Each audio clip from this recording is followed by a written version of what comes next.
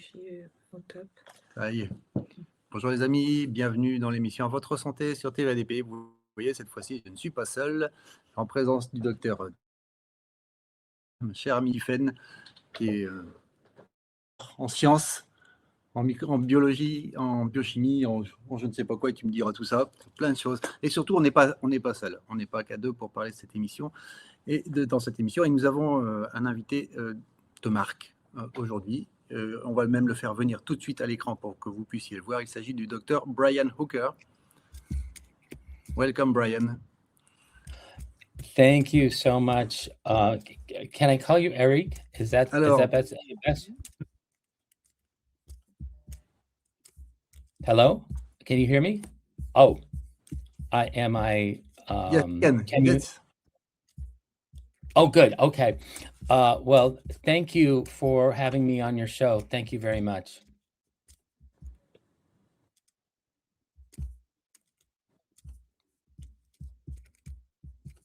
Alors, je vais expliquer un peu le contexte, et le docteur Typhaine Pinsolle est là aussi pour m'aider pour la traduction. Son anglais est bien meilleur que le mien.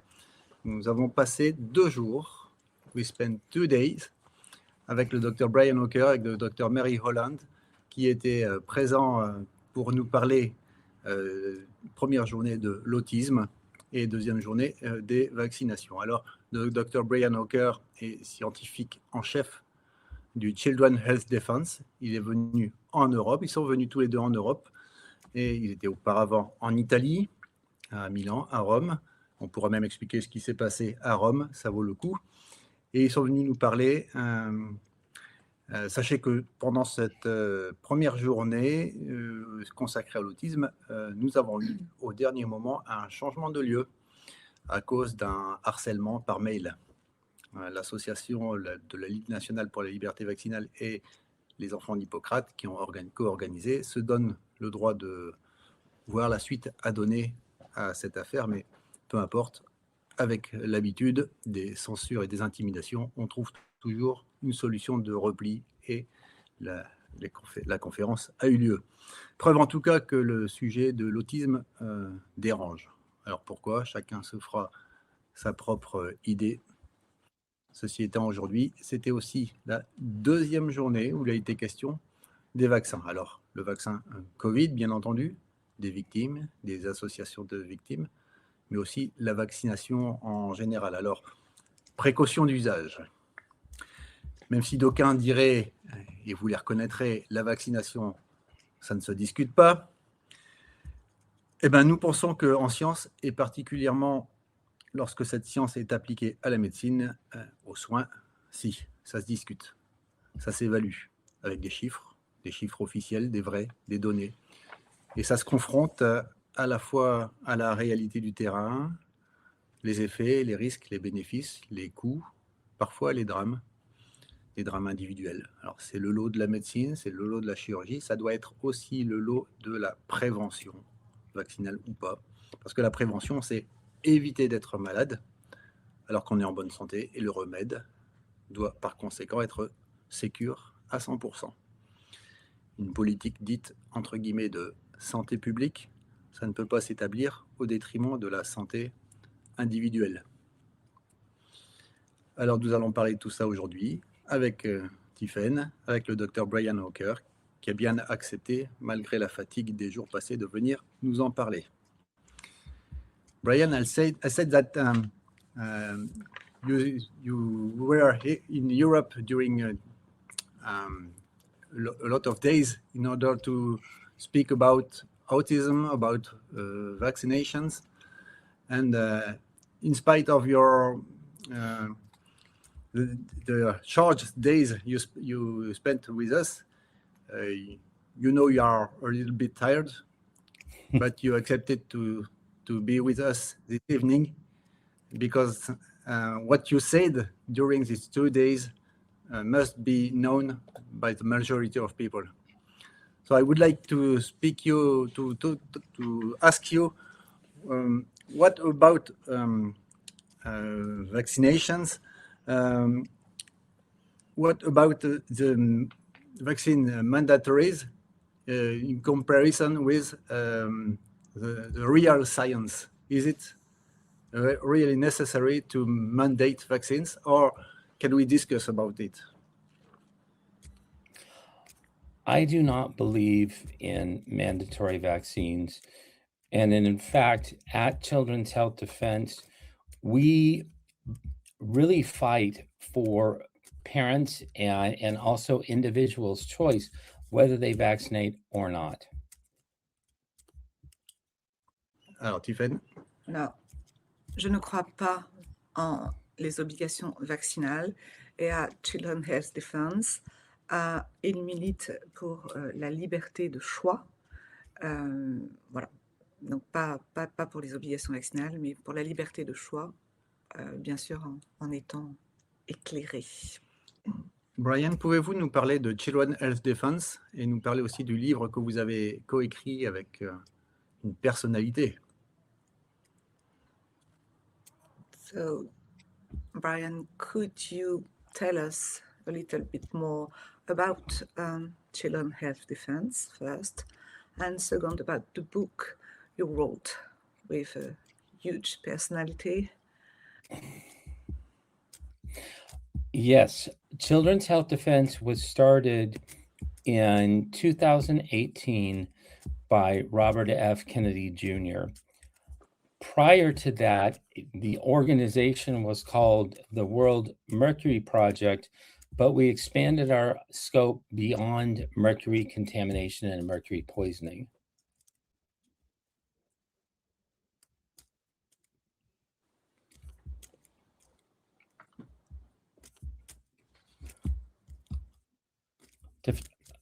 We can hear you. Okay, Yes. I wasn't sure if you needed Typhaine to translate. I'm trying to go like two sorry. sentences at a time. Right. Okay. Okay, Okay. so Children's Health Defense a commencé en 2018 avec Robert Kennedy Jr. Yes, it was started by Robert F. Kennedy Jr. in 2018, and it was formerly known as the World Mercury Project, which actually started in 2008.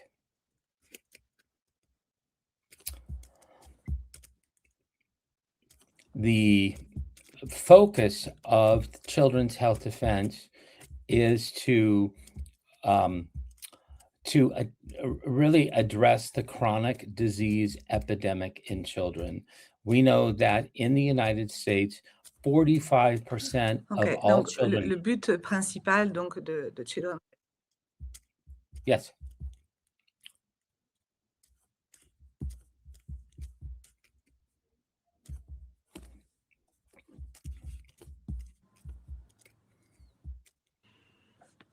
On a un peu des problèmes de connexion, pardon. Yes, no problem. Let me, I'll turn off my phone Wi-Fi so that doesn't interfere. Hold on.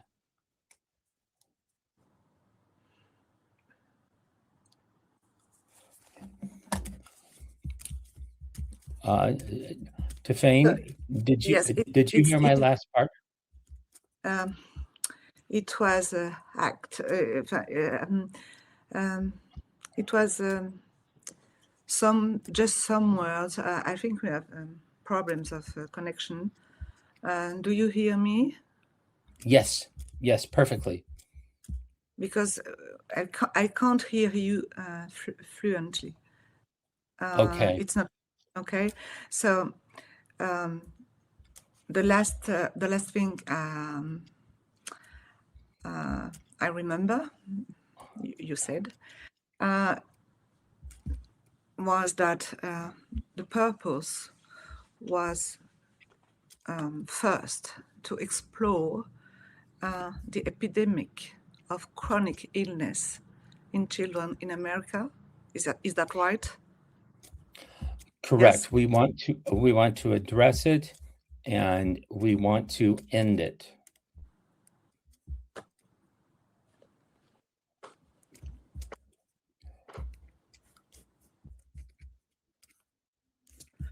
Voilà, donc le but initial en fait de Children's Health Defense, c'était vraiment de de s'attacher à la rude tâche, pardon pour le doublon,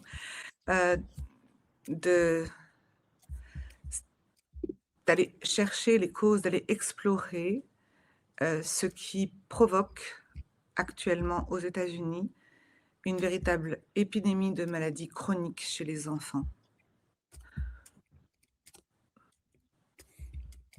Brian. Yeah, I'm sorry, Eric, please go ahead.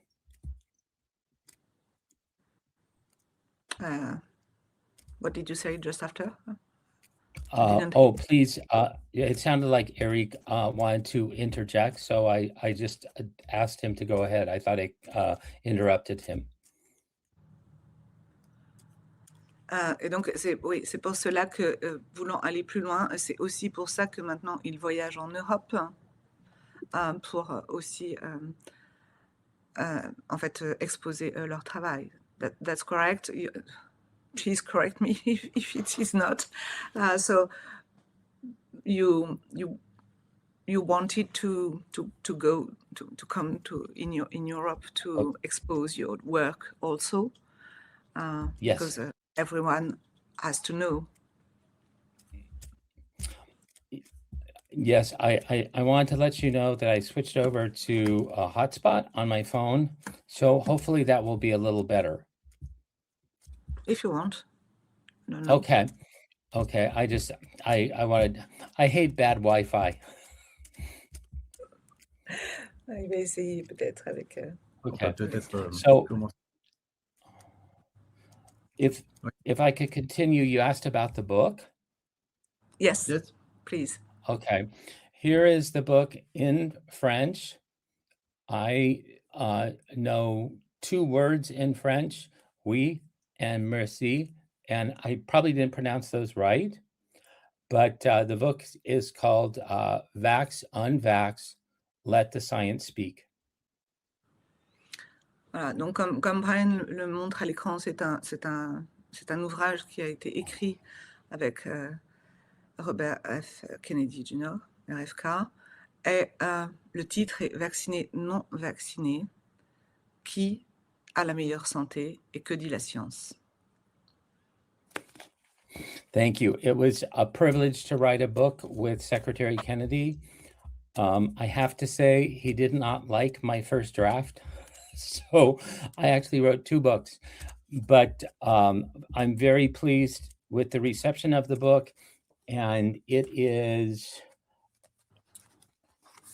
mostly looks like this. It has very straightforward graphs to understand the differences in chronic diseases, primarily in vaccinated versus unvaccinated children.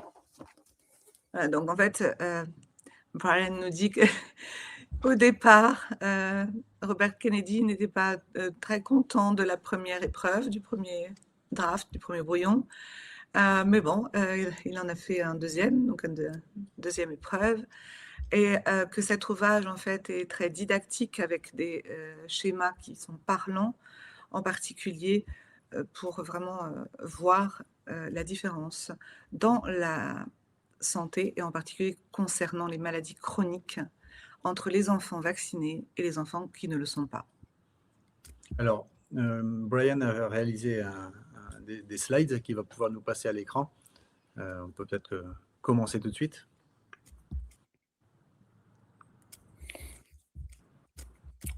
Well, thank you very much, Eric. I wanted to present just a few slides to show the difference in health outcomes of vaccinated versus unvaccinated children. Donc, Brian va nous présenter quelques diapositives maintenant, vraiment pour nous montrer la différence en termes de santé entre les enfants vaccinés et les enfants non vaccinés.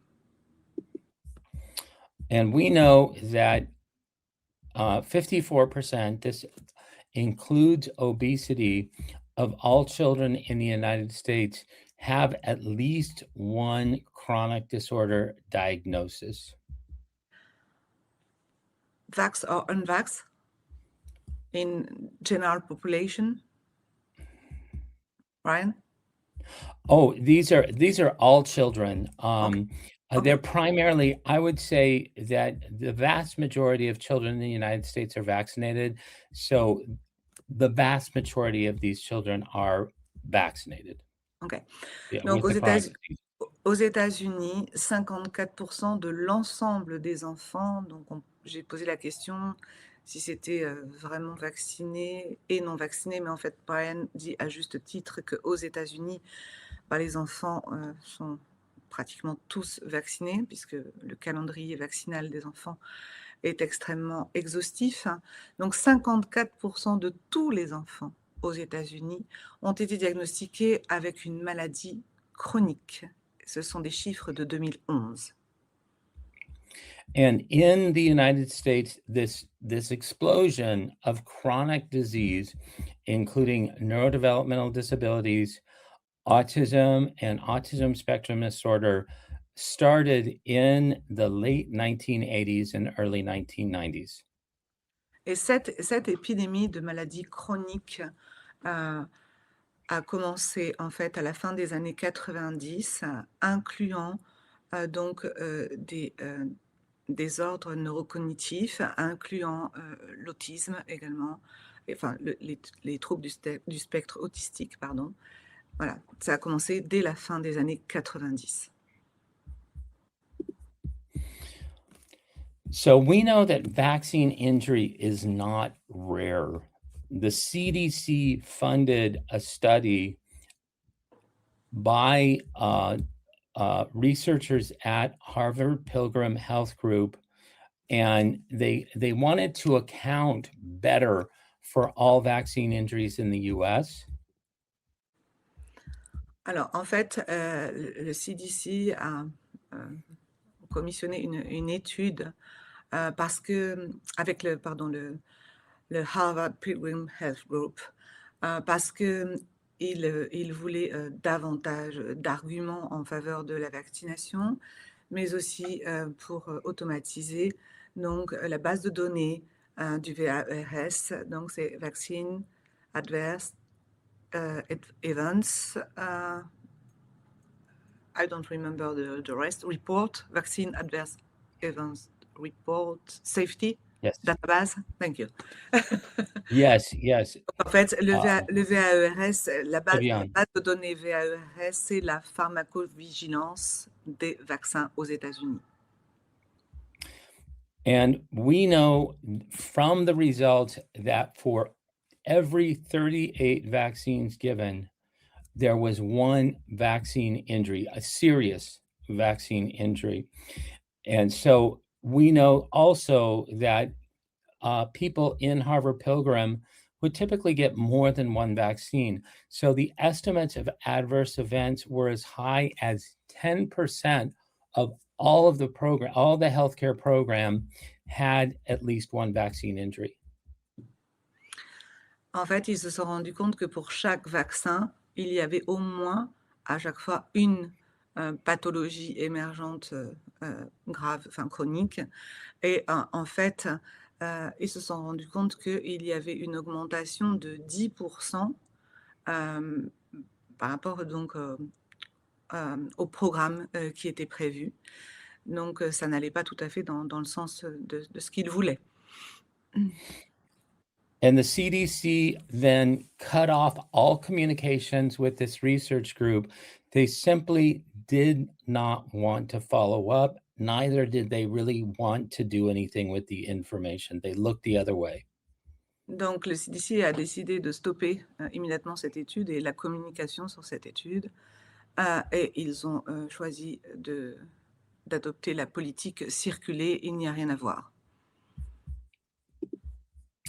Okay, so when we look at vaccinated versus unvaccinated children, here's a graph.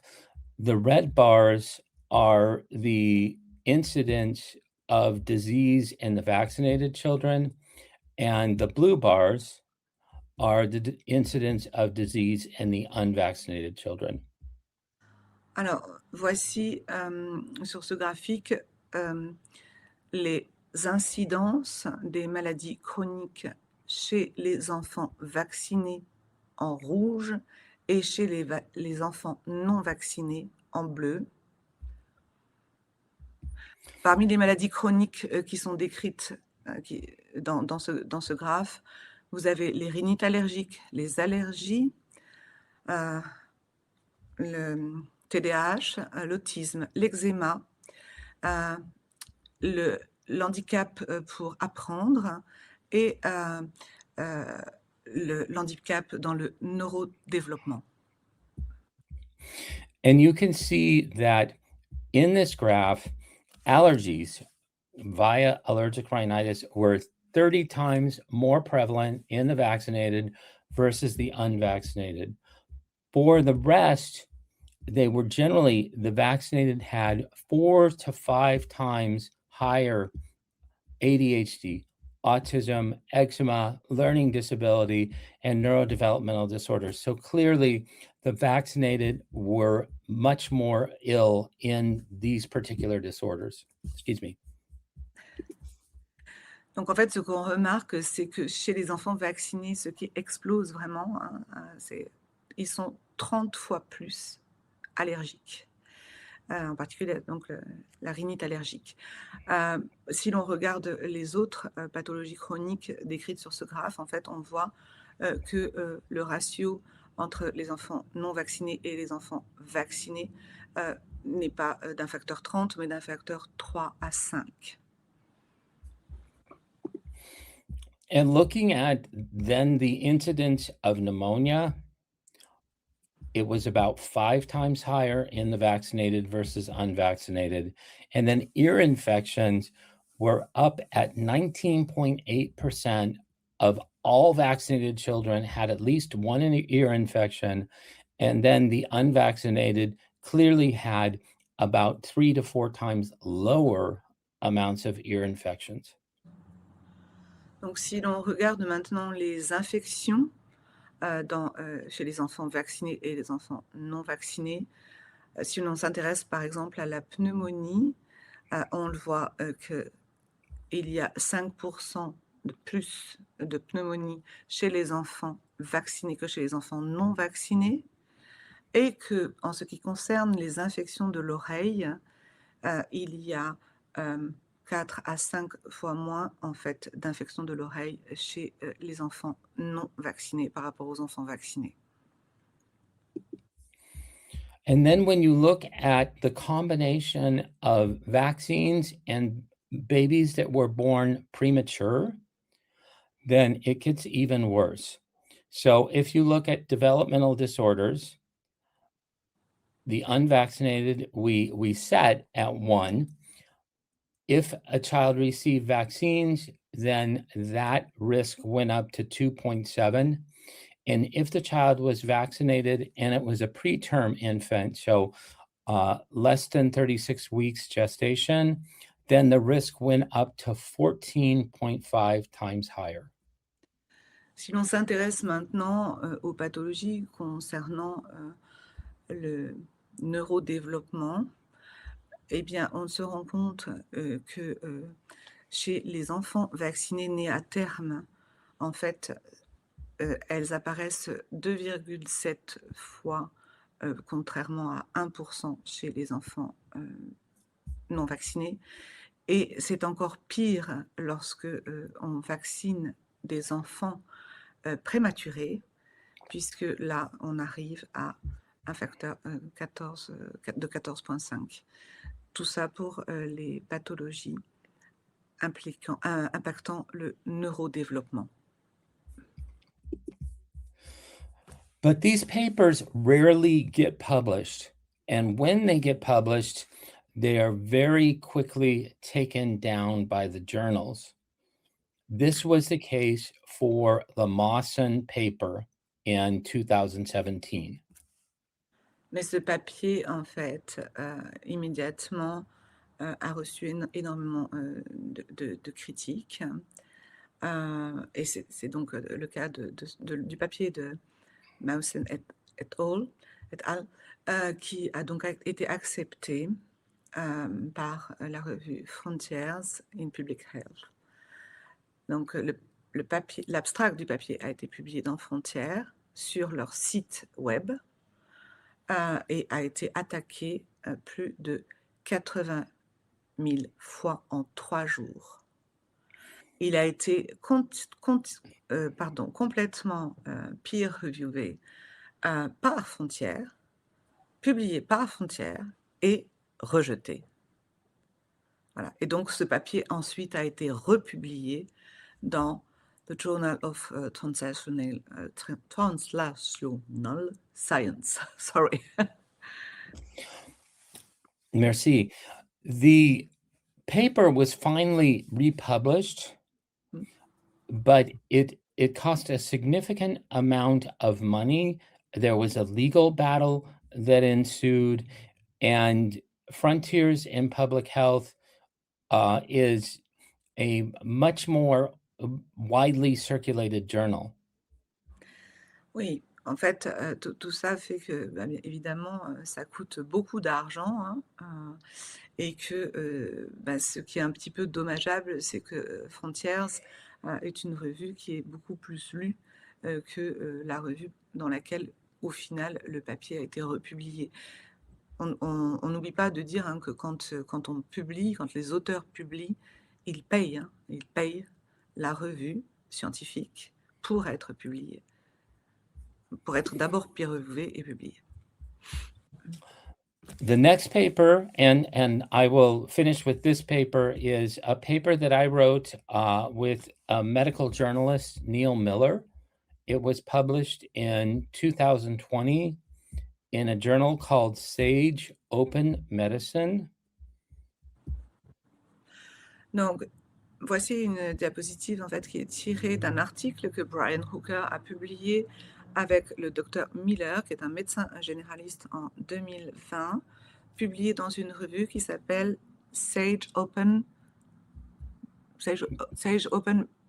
Medicine. Medicine. Sage Open Yes. Medicine. Thank you.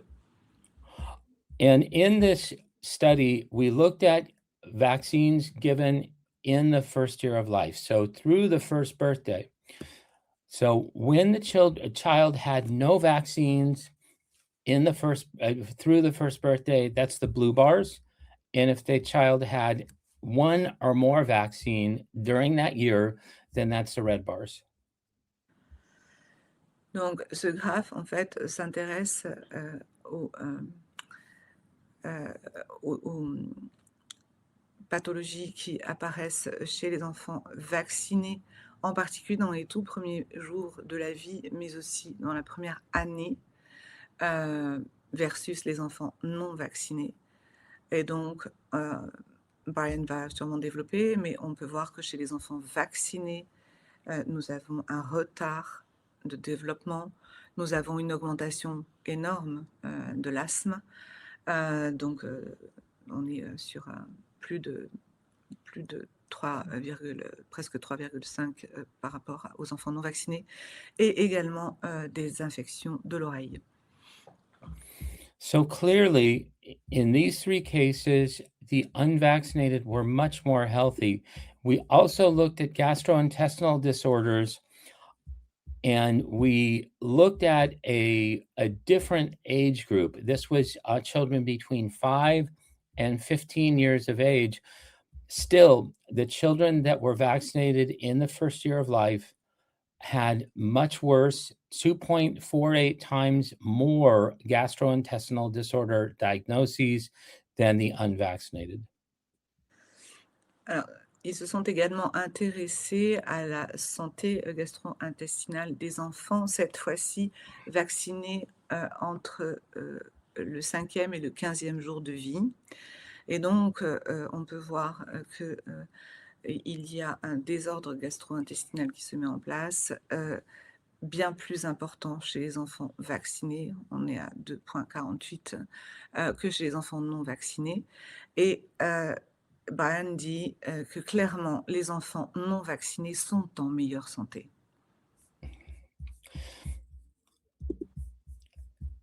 To get this paper published, it was first rejected by 5 different journals, 5 separate journals.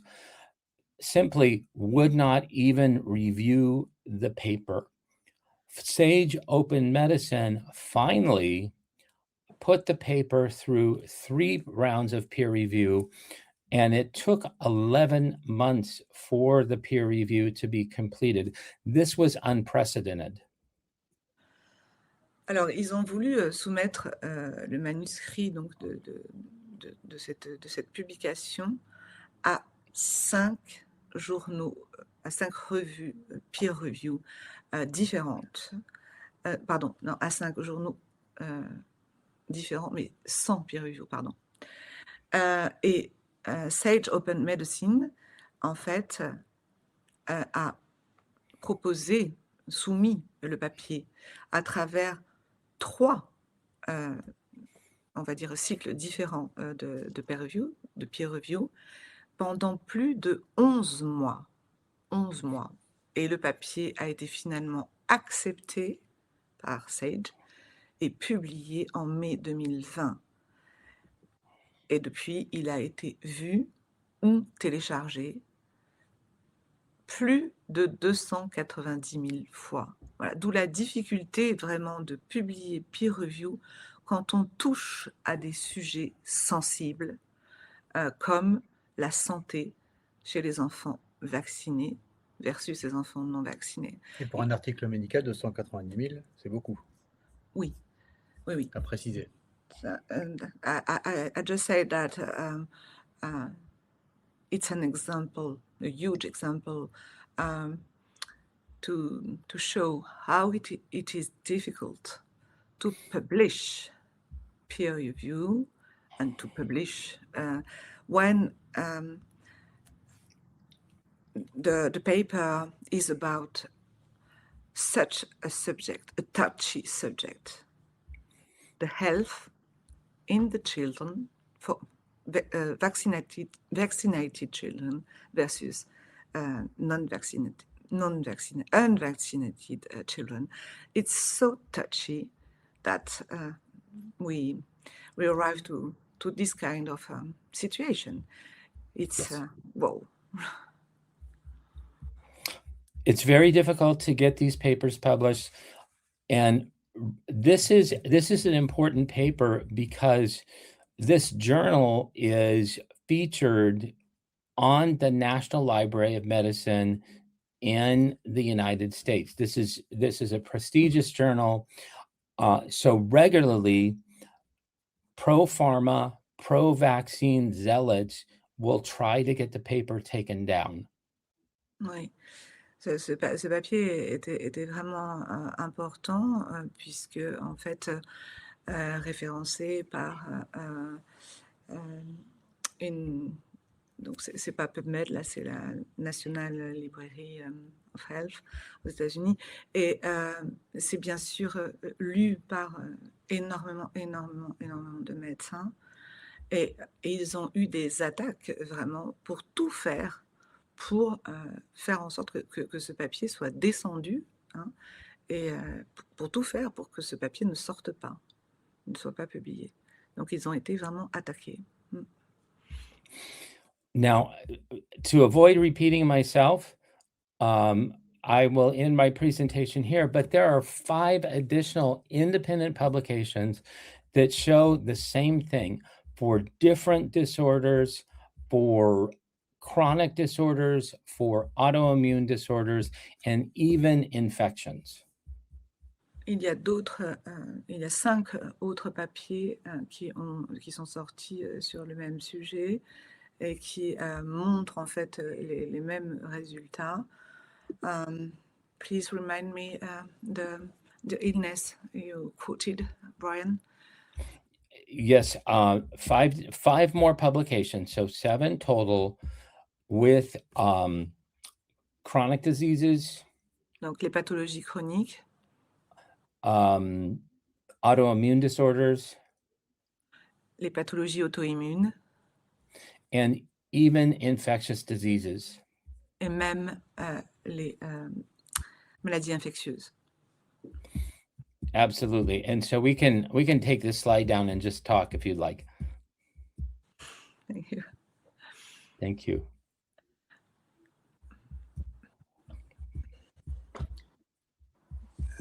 We say here that vaccinations of babies and children is a very sensible subject, and this document should be the absolute priority in terms of diffusions before generalization to all the population. What do you think about it? I think that all of this information deserves a lot of scrutiny. I am the father of a vaccine-injured child, and I would not want that to happen to anybody in the world. Brian pense que c'est un sujet qui, de toute façon, devrait être abordé. Il est personnellement, en fait, concerné et affecté. Il est le père d'un jeune homme maintenant, mais à l'époque, c'était un enfant de 15 mois qui a été lésé par un vaccin et qui, en fait, à 15 mois, a régressé vers l'autisme. Mais il va nous raconter, je pense. So would you tell us the story of your son, Brian? Yes. When my son was 15 months of age, we took him to the practitioner. He had an ear infection. It was an active ear infection. And we asked the practitioner, should we vaccinate? Is it safe to vaccinate a sick kid?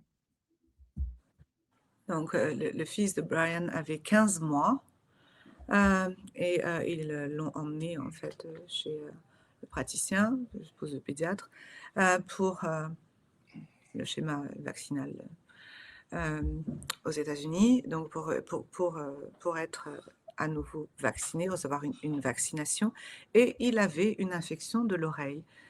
Et donc, Brian a demandé au médecin, est-ce que c'est safe? Est-ce que ça va aller quand même de vacciner, même si il a une infection de l'oreille? So the practitioner said, we do it all the time. So we went ahead and got my son vaccinated. He received 3 vaccines that day, and he started running a very high fever, and that fever lasted 18 days. We called the doctor's office, and they said, treat with baby aspirin and baby Tylenol. Go back and forth. Donc, en fait, quand Brian a posé cette question, est-ce que c'est safe de le vacciner quand même s'il a une infection de l'oreille? Eh bien, le médecin a répondu, oh, je fais ça tout le temps. Sauf que le fils de Brian a développé une fièvre très élevée qui a duré pendant 18 jours. So, fever during 18 days, and after? The fever broke, and then very soon after the fever broke, my son lost all of his speech. He stopped speaking and babbling. He lost all eye contact and joint attention. And he also, for a while, refused to walk unassisted. He lost his balance. Donc, la fièvre est tombée et immédiatement, il a perdu la capacité de s'exprimer, même le babillement, mais aussi il était devenu complètement non-verbal.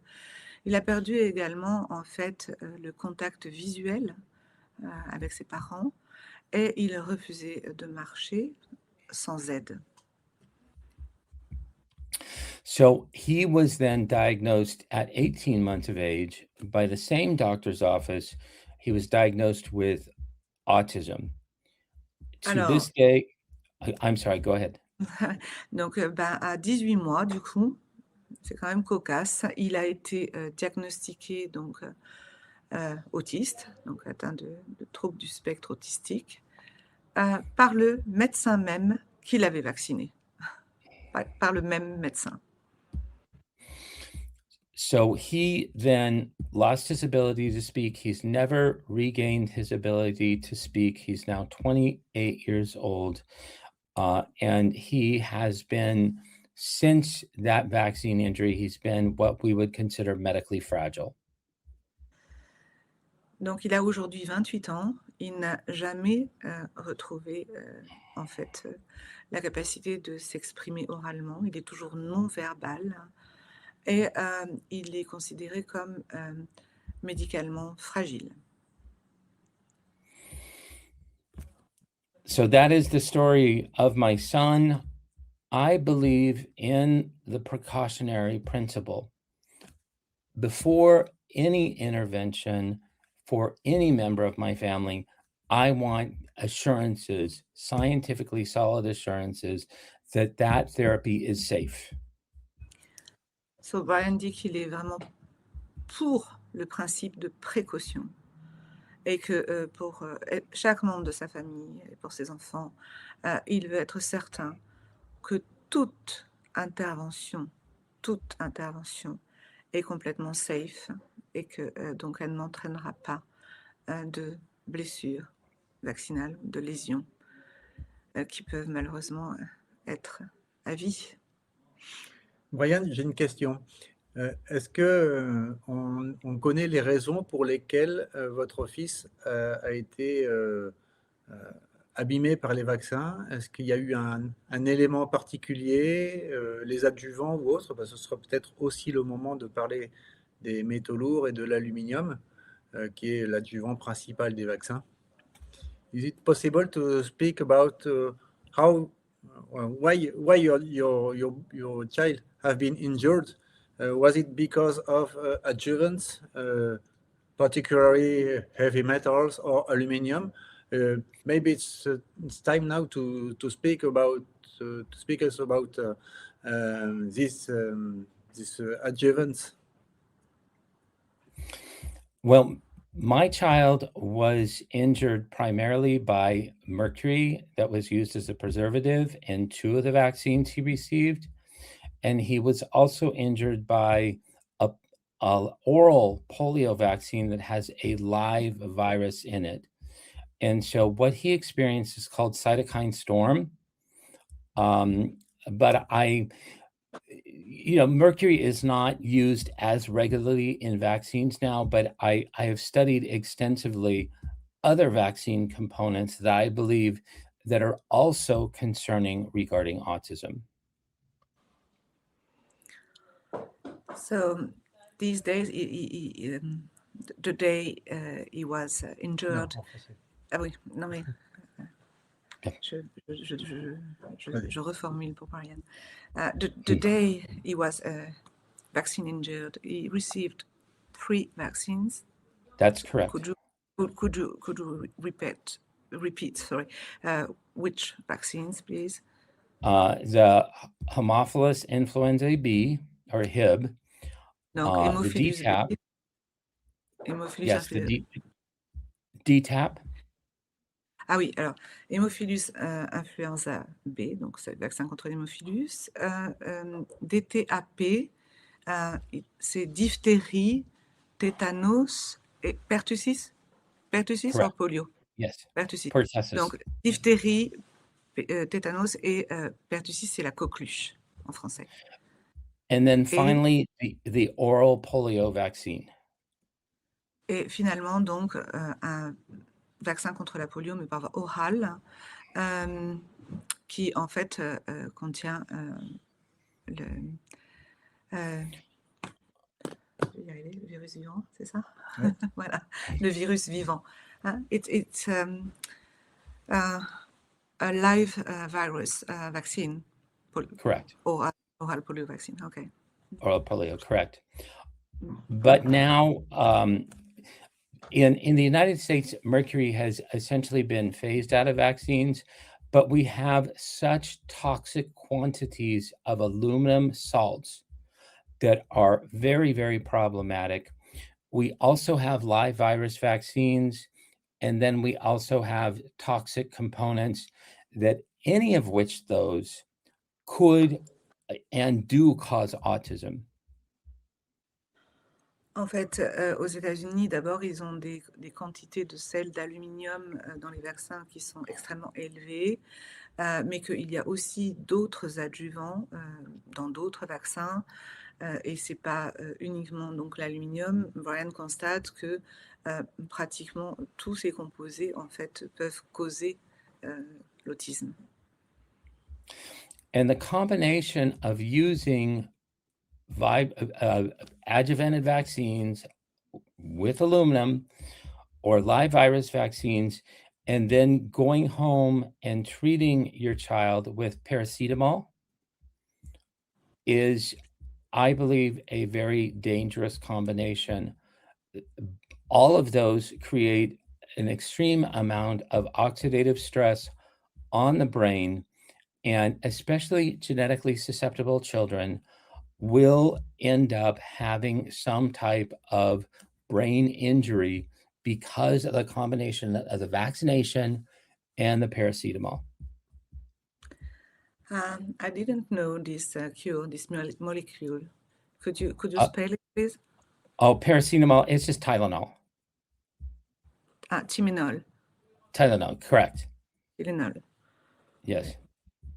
Donc, en fait, la plupart du temps, en fait, quand les enfants ont des effets secondaires des vaccins, donc ils sont traités par le Tylenol, et en fait, ça n'arrange pas les choses du tout.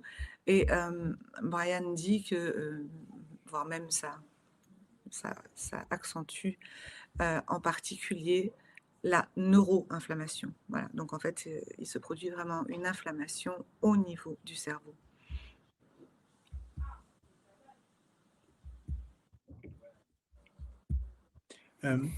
J'aurais voulu savoir, est-ce qu'il est vraiment nécessaire de mettre des adjuvants comme l'aluminium dans les vaccins? Pourquoi? Is it really necessary to add aluminium or other metals, metalloids in vaccines, and why? Could it be possible to make a vaccine without aluminium, without adjuvants? Yes. Yes, it's very much possible to make a vaccine without adjuvants. Adjuvants are used because they're cheaper than the actual antigen, what is creating the immunity for the disease. So you can extend a small amount of antigen by adding a large amount of adjuvant, and you just make a cheap vaccine. Donc, en fait, il est tout à fait possible de faire des vaccins sans adjuvants, mais en fait, c'est une question de prix parce que les adjuvants ne coûtent pas cher, alors que l'antigène, en particulier quand il s'agit d'antigènes purifiés, qui doit déclencher donc la réaction immunitaire, la production d'anticorps, le processus de fabrication est beaucoup plus coûteux. Donc, cela permet en fait de déclencher une réaction immunitaire beaucoup plus importante, beaucoup plus facile et à moindre coût, avec moins d'antigènes et plus d'adjuvants. Alors, Brian, est-ce qu'on peut établir un lien direct entre la présence de ces adjuvants, que ce soit le mercure pour votre fils ou l'aluminium actuellement, et les maladies du développement neurocognitif? Is it possible to have a link between adjuvants, particularly thimerosal and aluminium, and chronic disease, particularly neurologic disease?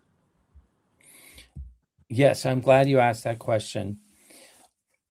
Aluminum has been linked not only to autism, and this is done in cadaver studies where they look at the amount of aluminum in the brains of autistic and non-autistic cadavers. Oui, donc you are talking about the autopsy of Yes. autism. Yes, okay. Autopsy studies. Thank you. Donc, en fait, oui, il est possible de faire le lien entre l'aluminium contenu dans les vaccins et l'autisme, puisque une étude s'est intéressée, en fait, à l'autopsie donc de personnes décédées, de cerveau de personnes autistes et de personnes non autistes. In the autistic brains, the aluminum levels were 5 to 10 times higher In Dans fact, one boy had the highest, a 15-year-old autistic male had the highest measured quantities of aluminum ever seen in an autopsy brain. So it is a huge problem. Not only did they see that in autism, but they also saw something very, very similar with elderly patients with Alzheimer's disease. 65% in autistic brain, right? Correct? That was a different statistic, but consistently, it was 5 to 10 times higher in autistic brains versus controls. Donc, ce qui a été montré dans cette étude, c'est que le cerveau de ces enfants contenait 5 à 10 fois, c'est ça? Oui. J'ai perdu. 5 à 10 fois plus d'aluminium dans les cerveaux d'enfants autistes que dans les cerveaux d'enfants non atteints d'autisme. Donc 5 à 10 fois plus d'aluminium. And we know also that aluminum in the HPV vaccine, human papillomavirus vaccine, that is used to prevent HPV that might lead to cervical cancer, that aluminum is causing multiple disorders in adolescent girls and adolescent boys. We see it over and over again. The damage depends on how old the child or adult is, but people are reacting adversely to aluminum salt adjuvants. Alors, il dit que en fait, le sel d'aluminium donc adjuvant contenu dans le vaccin contre le HPV, donc le papillomavirus humain responsable pour certaines souches du cancer du col de l'utérus, donc c'est le fameux vaccin garde-asile.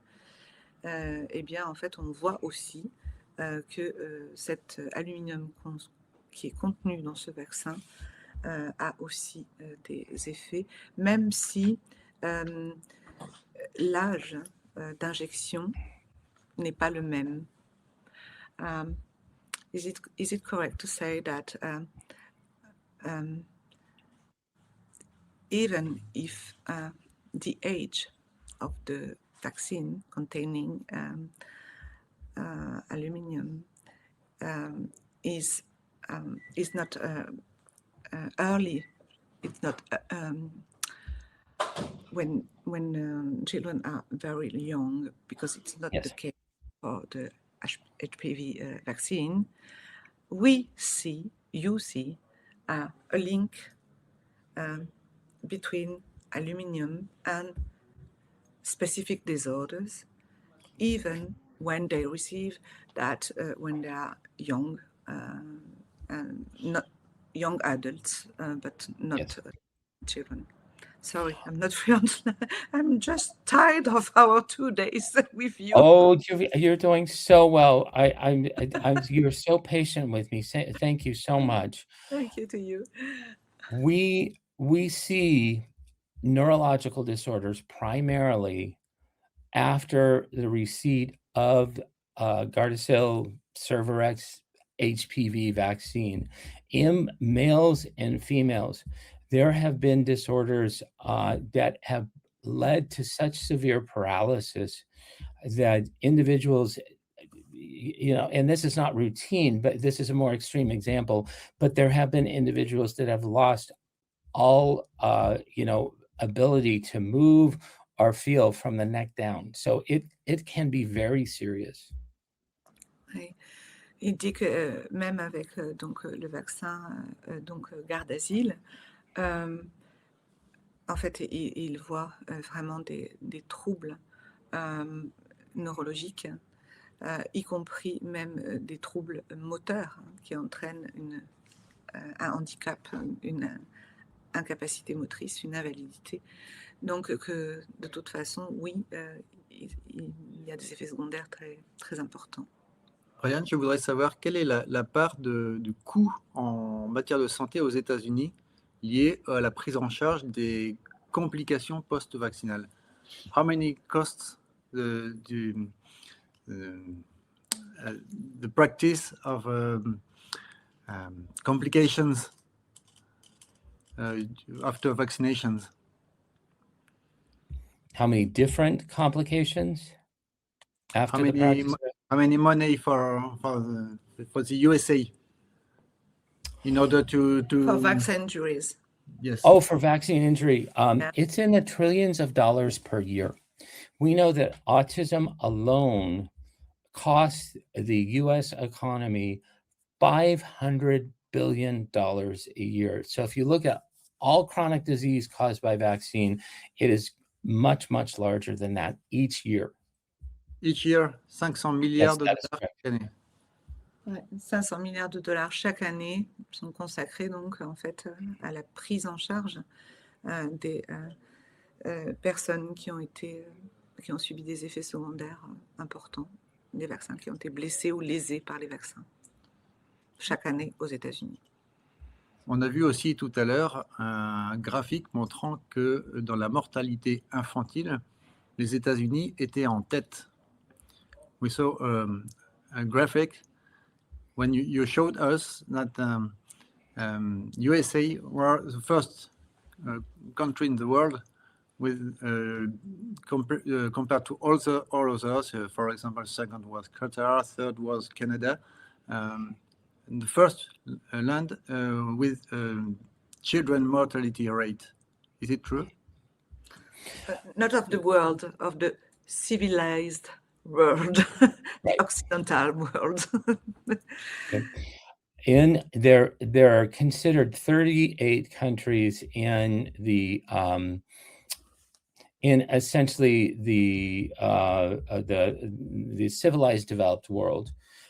Of those 38 countries, the United States is ranked 33rd regarding infant mortality, just behind Chile, Venezuela, and Mexico. Denmark is the best. Denmark and Japan are the best. Their mortality rate is half of what the United States infant mortality rate. It's embarrassing. Oui, donc en fait, vraiment, les États-Unis, c'est le premier pays pour en fait le taux de mortalité infantile, donc potentiellement lié au vaccin, mais pas que. Voilà, du monde, enfin, premier pays du monde civilisé, entendons-nous bien. Et Brian dit que en fait, le meilleur pays, c'est le Danemark, où ils ont un taux de mortalité infantile qui est la moitié de celui des États-Unis. Et quelle est la politique vaccinale au Danemark? Do you know the vaccine schedule in Denmark and if there are mandates or not? I do not believe that Denmark has mandates to go to school. In the United States, there are 17 different vaccines on the schedule, and they're given a total of 28 to 30 times total in the first year of life. In Denmark, there are only 11 vaccines on the schedule, so about a third less different vaccines on the schedule, and they're given in the first year of life much less aggressively. Donc en fait, aux États-Unis, il y a 17 vaccins obligatoires, mais en fait avec un schéma vaccinal avec plusieurs injections, qui fait que les enfants reçoivent 28 à 30 injections, en fait avant, au moins 28 à 30 injections avant leurs 18 ans, mais que c'est un schéma vaccinal obligatoire, tandis qu'au Danemark, Brian pense qu'ils ont 11 vaccins, mais pas d'obligation vaccinale, pas de mandates. À votre avis, Brian, quelles sont les nécessités impérieuses maintenant pour les États? Faut-il continuer ces obligations vaccinales ou faut-il faire un arrêt brutal ou un moratoire? What about the politics now? is it necessary to stop any mandatories, or for a few time, for example, 10 years, in order to see if it changes something about chronic disease in children? Yes, I believe that we need to make vaccines a choice. Really, vaccines are mandatory in all 50 states in some way, shape, or form. But if we left that up to personal choice, I would see that, first of all, many parents would choose not to vaccinate, and especially if they made an informed choice, also, we could reverse the chronic disease epidemic within 10 years. Alors, Brian dit que les vaccins obligatoires, c'est dans les 50 États, hein, donc c'est partout, mais qu'il faudrait absolument retrouver la liberté de choix, c'est-à-dire le choix de vacciner ou pas, en connaissance bien sûr de toutes les données, en connaissance de toute cause, mais que en plus c'est une volonté de la part des parents de pouvoir avoir le choix, et que oui, ça serait bien en fait de faire une pause, to make a pause during 10 years, and maybe we can reverse the chronic illness epidemic. Et que peut-être ça serait bien de faire une pause, et qu'il dit peut-être en 10 ans on pourrait renverser cette épidémie de maladies chroniques chez les enfants aux États-Unis. May I say something, Brian? Absolutely. Je vais commencer en anglais. I think that vaccine is for an individual purpose, for an individual benefit, for an individual protection. It can't be for everyone at the same age, in the same time, in the same place. Because for me, vaccine is, we have to ask question: for who, Yes. when, in which goal, what is the purpose, and where. Because it isn't the same thing if you live in a country in Africa or if you live in Paris, okay? So Right. are you okay with that? May I translate in French? Yes, please. And I'm absolutely okay with that. Voilà.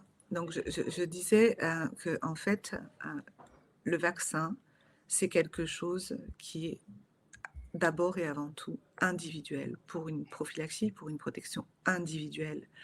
Et donc, il faut se poser la question de pour qui, à quel âge et où, dans quel pays. C'est bien pour ça qu'il y a parfois des vaccins qu'il faut faire quand on voyage dans un pays. Donc ça ne peut pas être, la politique de vaccination ne peut pas être générale en disant, ben voilà, maintenant c'est pour tout le monde à tel âge. C'est pas comme ça que ça marche. Et we have to talk about herd immunity, because it's the new concept of the vaccine. It's that, in fact, it is to protect others, not yourself, but others. It's an altruist vaccine. It's the new concept arrived with the COVID vaccine. Right. Voilà. Donc, en fait, on est obligé du coup d'aborder le sujet de l'immunité, la fameuse immunité collective, parce qu'en fait, on voit bien que depuis la vaccination de Covid, ils nous ont inventé un nouveau concept qui est en fait la vaccination altruiste, c'est-à-dire la vaccination pour protéger les autres, pour arriver en fait à l'immunité collective et pour protéger les autres. Non, le bénéfice de la vaccination et la vaccination, c'est d'abord quelque chose d'individuel. May I say something really quickly? Sorry? May I say something really quickly? Yes, of course. Okay. So when you look at the COVID shot, it did not prevent transmission. So there is no level of COVID vaccination that would achieve herd immunity. So, and we know that many, many people, if not most people, that ended up getting the injection for COVID-19 ended up getting a COVID. Okay. So this, it's nice to talk about altruism. It's nice to be good to your neighbor, but one of the ways to be good to your neighbor is not getting a COVID shot. It really didn't help them at all.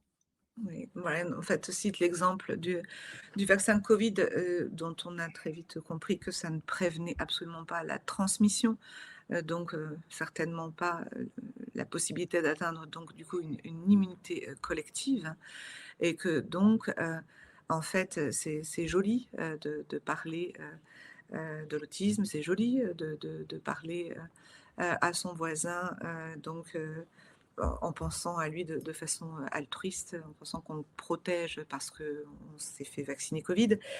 Mais en fait, la meilleure des protections et le meilleur altruisme qu'on puisse avoir pour son voisin, c'est justement de ne pas recevoir ce vaccin Covid, puisque les gens font des Covid à répétition. Merci Brian, merci Typhaine. On arrive à la fin de cette émission. Alors j'ai vu passer un message concernant le CDS ou le DMSO. Alors c'est un peu, je vais dire, une petite réponse de Normand. C'est un peu comme pour les vaccins qui ne sont pas pour tout le monde. Il y a peut-être aussi, on n'a pas parlé de l'autisme dans cette émission, ça fera l'objet d'une autre émission, je vous le promets, parce qu'on a entendu des témoignages bouleversants. Mais il n'y a pas une seule cause à l'autisme et donc une seule solution. Et il faudra pouvoir creuser pour quelles raisons l'enfant a tel trouble du spectre autistique, quelles seront les causes, quelles seront les solutions pour lui. Dans ça, c'est des tas de pistes à creuser. Et pour le moment, c'est un vaste chantier complètement vide, en dehors d'une prise en charge de soins ordinaires. On n'a pas grand-chose pour le moment à proposer, mais les choses évoluent. Sans doute que cette crise Covid que nous avons tous traversée plus ou moins douloureusement va nous permettre de lever aussi des voiles sur des thérapeutiques nouvelles. So, Brian, someone in the chat told about CDS and DMSO, and I said that maybe not, because there are several causes from autism, and maybe it's not the solution for everyone, and it must be a treatment case by case. Well, I agree that detoxification is really a needed step in the treatment of autism. I have not seen a child yet, and I'm not a practitioner, but I go through a lot of medical records. I have not seen a child yet that didn't have some type of higher toxic load. Donc Brian dit que oui, la détoxification est quelque chose d'important. Et après, j'ai oublié. So detox is important. Yes. You are speaking about heavy metals in this case, or aluminum too. Yes. Donc, toxic metals is a huge problem. Aluminum, mercury. There are other environmental toxins besides vaccines that children who are genetically susceptible can pick up from their environment, like antimony from fire retardant clothes, and arsenic maybe from the water supply. So there are others. Mm-hmm. Oui, en fait, de toute façon, très souvent, les enfants sont impactés par des métaux et par des polluants de toutes sortes, pas seulement par les vaccins, mais également par l'environnement. Donc, on peut aussi penser, bien évidemment, à la qualité des sols, soils, water, air, food. Yes. Voilà, la Food, qualité yes. des sols, à la qualité de l'eau, à la qualité de l'air, et bien évidemment à la qualité de ce que nous mangeons, donc à la nourriture. And that's why Robert Kennedy Jr., when he wanted to explore the causes of all the epidemic of the chronic illness, wanted to have a look to all of these factors, not only vaccines. Okay. C'est pour ça que Robert Kennedy Jr., quand il a décidé de s'attaquer en fait à l'épidémie des maladies chroniques chez les enfants aux États-Unis, ne regarde pas que les vaccins, mais également tout l'environnement.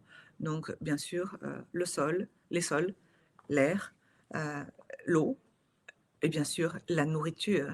Food is a huge problem in the USA, maybe more than in France. In the United States, we have crops that have been genetically modified that you can spray Roundup on, and it does not kill the crops, it just kills the weeds. Roundup is a toxin. It is called glyphosate, and it is highly toxic, but it is pervasive in our food supply. Voilà, donc Brian parle d'un insecticide, d'un engrais, pesticide, pardon, qui s'appelle le Roundup et qui contient donc du glyphosate. Et bien sûr, cela est largement répandu aux États-Unis, sur en plus des cultures qui sont génétiquement modifiées. Donc tout le monde en fait mange du glyphosate. Also, if I can mention Dr. Eric, the best therapy that I, as a father of an autistic young man, my son, the best therapy is what is called spellers. And my son was unable to communicate because he can't speak, but spellers created a way for him to communicate using the alphabet on a letterboard. And for the first time in his life, he is now openly communicating with my wife and I and with anybody else he wants to talk to. Voilà, Brian, en fait, est en train de parler de quelque chose de révolutionnaire pour permettre aux enfants autistes de communiquer à leur façon et non pas comme nous attendons qu'ils communiquent, c'est-à-dire de façon verbale. C'est une méthode qui s'appelle Spellers, donc en fait on pourrait dire l'épellation. En fait, il s'agit d'un panneau, d'un tableau sur lequel se trouve l'alphabet. Et le fils de Brian a maintenant 28 ans et il peut communiquer en fait en écrivant des mots, en touchant donc les lettres avec son doigt. Mais on peut le faire aussi sur un clavier d'ordinateur. You can do it with a keyboard too. You can do it. My son is starting on a keyboard now, so he will be able to type independently on his own computer and talk to his friends. He's currently going to high school and doing very well in his biology class. It's the only class he's taking, and it's truly a breakthrough. Oui, ce qui est extraordinaire, c'est que en fait, cela d'abord a permis donc à Brian et à son épouse de communiquer avec leur fils, donc qui a maintenant 28 ans. Mais en fait, may I say that you learned that in fact he knows German and is now in high school. He's in high school. He studies physics. Well, his favorite subjects are calculus, physics, and then he understands and has the ability to write German. Voilà. We don't know how that happened. Ils ont découvert qu'il avait donc la capacité de comprendre l'allemand, alors que Brian ne lui a jamais appris l'allemand. Donc il comprend l'allemand, il écrit l'allemand, et donc maintenant il est donc en études supérieures, donc où il étudie sa matière préférée, donc la physique, en particulier, je crois, quantic physics, non?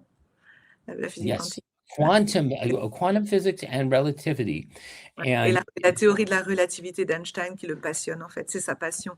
Et ils ont découvert tout ça grâce à Spellers. C'est comme ça qu'ils ont découvert, en fait, que leur fils avait des passions avec un high level of knowledge, in fact, avec un haut niveau de connaissance. C'est extraordinaire, extraordinaire.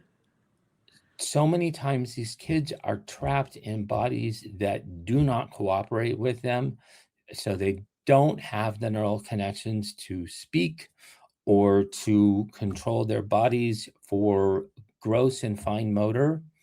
But if you want more information, please go to spellersfreedomfoundation.org, spellersfreedomfoundation.org, and you can learn so much more about spellers and about reaching out and contacting practitioners that we hope very soon will come to France.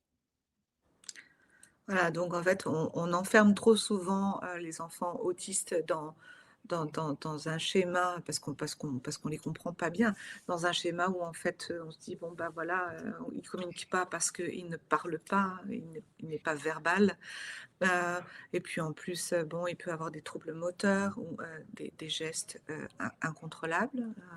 Et Brian dit que il faut, pour en savoir plus sur cette façon de pouvoir enfin, pour être formé sur cette façon de pouvoir enfin communiquer avec son enfant autiste, eh bien, il faut aller sur le site, Eric, Speller Freedom Foundation. spellersfreedomfoundation.org.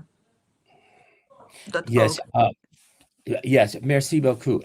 If you have a non-speaking autistic child or adult, or an unreliable speaker, maybe they speak in scripts or loops, please check this out. This is the best thing my family's ever done.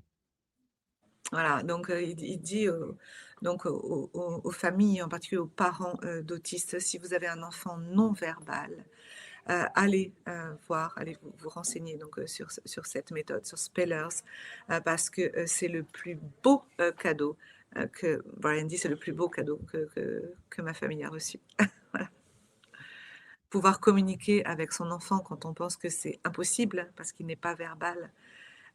Imaginez la grande émotion et le bouleversement que ça amène dans une vie. Voilà. Merci beaucoup, Brian. Merci, Typhaine, pour cet effort après ces 2 jours assez intenses. Les amis, n'hésitez pas à partager cette vidéo et surtout, rappelez-vous une chose importante, hein, c'est que vous ne devez pas rester seul avec des complications vaccinales. Vous ne devez pas non plus rester seul si jamais vous avez des obligations autour de vous, des personnes, des médecins, des écoles, des établissements d'accueil d'enfants qui vous font des pressions. Il y a des associations, vous pouvez vous rapprocher de la Ligue nationale pour la liberté vaccinale, par exemple, ou les enfants d'Hippocrate également. N'hésitez pas aussi à signer et faire transmettre la pétition qu'a mis Denis Agré en ligne. N'hésitez pas à le faire, il a fait une pétition pour l'abrogation des obligations vaccinales pédiatriques et la reconnaissance de la liberté vaccinale. En France. Pour la France.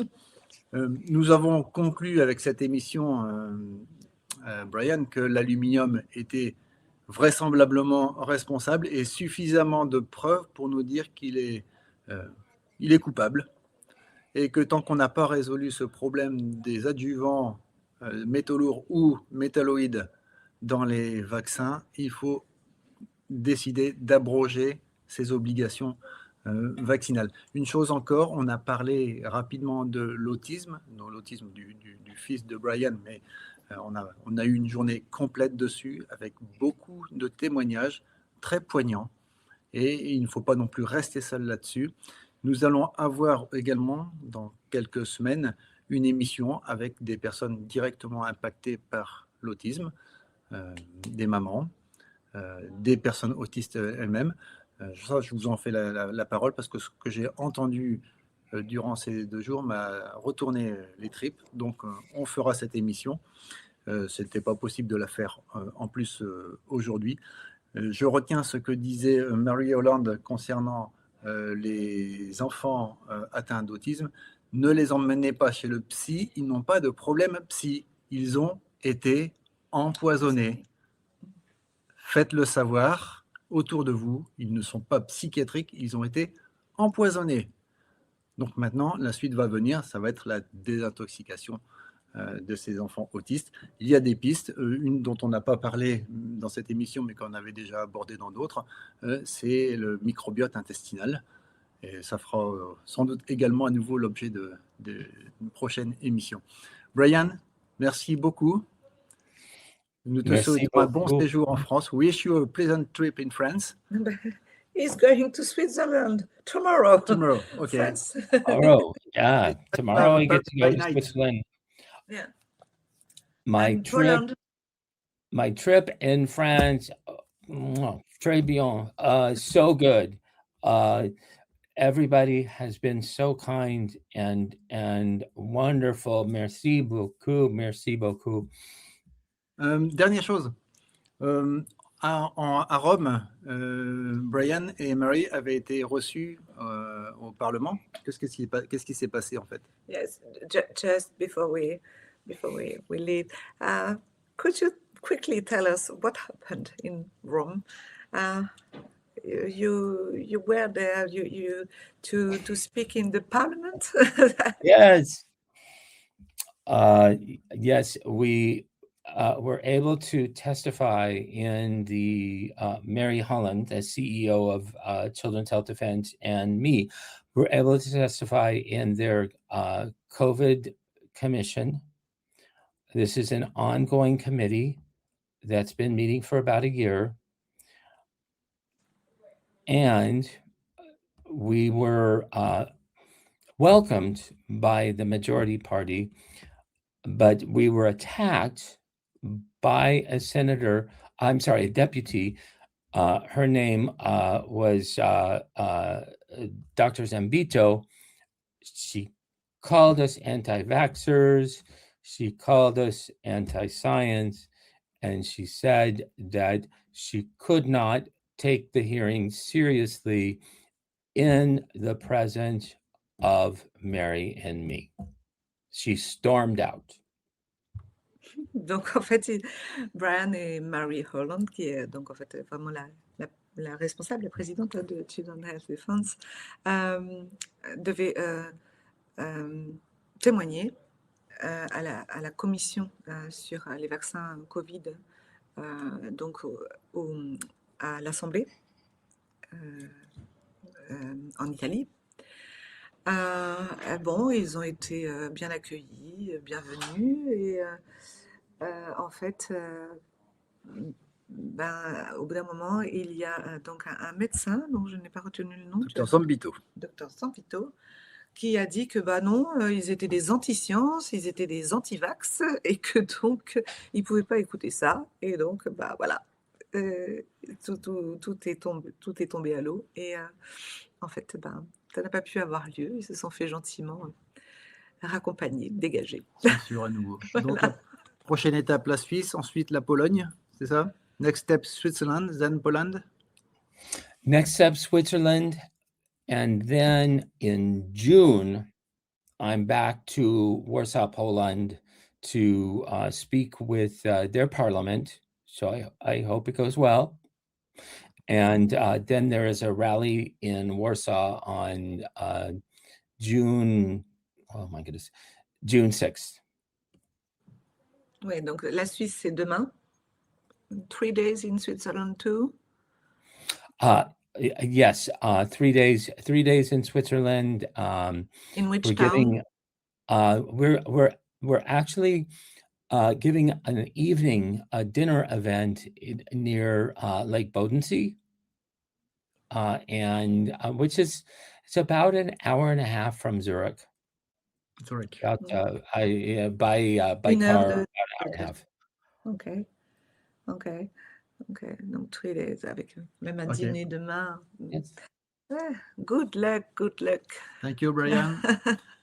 Thank you very much. Thank you so much. It was an honor, really. Thank you so much. It was an honor to meet you in the real life, and to exchange with you. And thank you for the sharing. Thank you for sharing all of this with the French people. We need to be educated. Thank you. Thank you for all the job, and thank you. Long live to Children's Health Defense. Yes. Merci beaucoup. Thank you so much. Bye. See you Bye. soon. Les See you amis, soon. n'hésitez pas à partager cette émission autour de vous. À très bientôt.